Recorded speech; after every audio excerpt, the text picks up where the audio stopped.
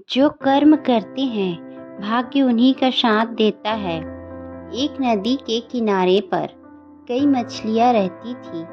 इन मछलियों में 3 मछलियों का एक समूह भी था, लेकिन तीनों मछलियों के स्वभाव में बहुत अंतर था। एक दिन एक मछुआरा मछली पकड़ने के लिए आया। मछुआरों को देखकर तीनों मछलियाँ घबरा गई। पहली मछली जान बचाने का उपाय सोचने लगी। उसने तुरंत समझदारी से काम लिया और अपने आप को एक मरे हुए केकड़े के अंदर छिपा लिया। जब वह मरा हुआ केकड़ा मछुआरों के जाल में फंसा तो उससे बहुत तेज दुर्गंध आ रही थी।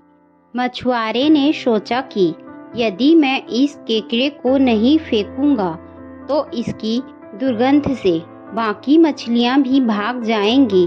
इसीलिए उसने उस मरे हुए केकड़े को तुरंत पानी में फेंक दिया।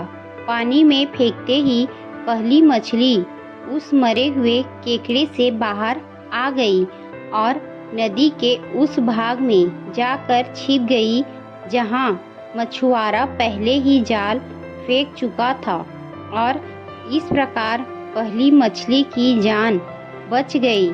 दूसरी मछली ने सोचा कि जब मछुआरे जाल फेंकेंगे तब बचने का प्रयास करेंगे, लेकिन तब तक बहुत देर हो चुकी थी।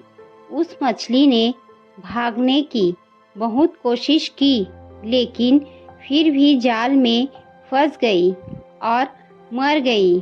तीसरी मछली, जो हमेशा भाग्य के सहारे रहती थी, उसका सोचना था कि यदि मौत निश्चित है तो कोई नहीं बचा सकता।